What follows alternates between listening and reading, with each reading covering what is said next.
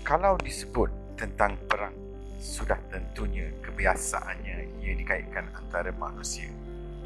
Mungkin ramai tidak tahu pernah berlaku perang anih antara manusia dengan haiwan. Dikenali sebagai Great Emu War 1932, sejarah Australia pernah merekodkan perang anih yang tercetus antara sekumpulan askar Australia menentang kelompok besar haiwan digelar emu, sejenis spesies burung besar seakan-akan burung unta.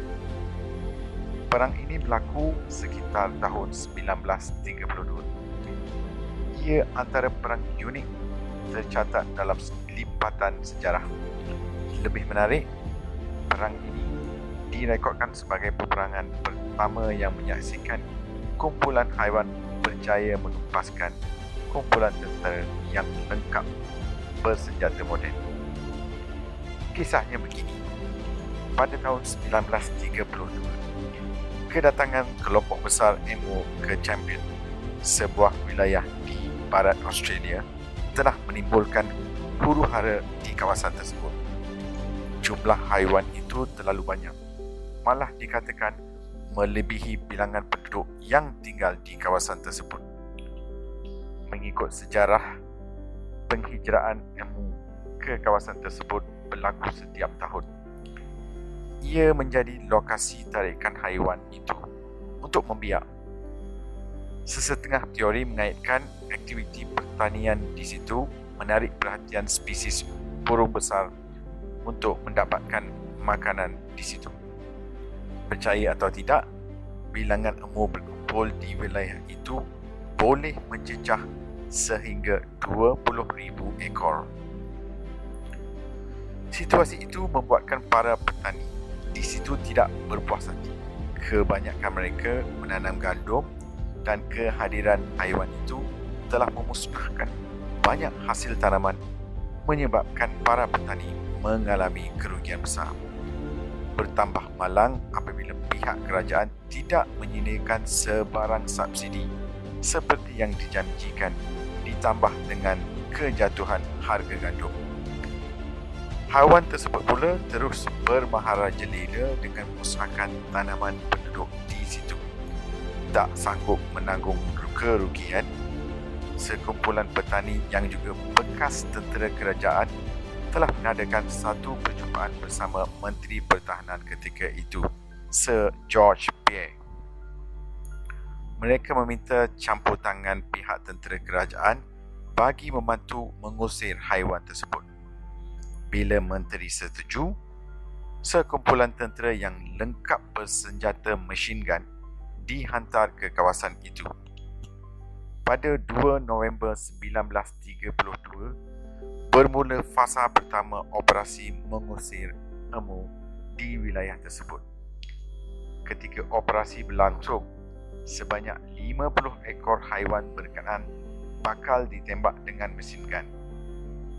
Para penduduk turut membantu dengan membuat kepungan bagi memudahkan pihak tentera melepaskan tembakan ke arah haiwan itu.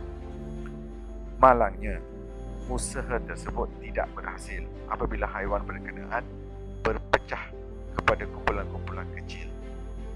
Ia menyukarkan para penembak menetapkan sasaran. Siri tembakan pertama itu gagal mengenai sasaran. Bagaimanapun, siri tembakan kedua berhasil, namun hanya beberapa ekor emu sahaja berjaya ditembak mati. Operasi disambung lagi pada 4 November 1932. Kumpulan tentera kali ini telah bersedia untuk melakukan serangan hendap ke atas 1,000 ekor emu. Namun, serang hendap tersebut masih gagal. Sebaik sahaja tembakan mesin gun dilepaskan, hanya 12 ekor sahaja berjaya dibunuh dan baki selebihnya berjaya meloloskan. Usaha mengusir haiwan bersayap itu terus dilakukan sehingga 8 November 1932. Sepanjang tempoh tersebut, sebanyak 2,500 kali tembakan dihalakan ke arah kumpulan emu di wilayah berkenaan. Ada yang mengatakan pihak tentera hanya berjaya menembak sebanyak 50 hingga 200 ekor sahaja, tak sampai 1% daripada jumlah emu tersebut. Operasi memerangi emu ini akhirnya dihentikan pada 8 November 1932. Kisah peperangan antara tentera kerajaan menentang emu di Champion mendapat perhatian media tempatan. Malah, operasi itu juga banyak dikecam disebabkan tanggapan negatif orang awam.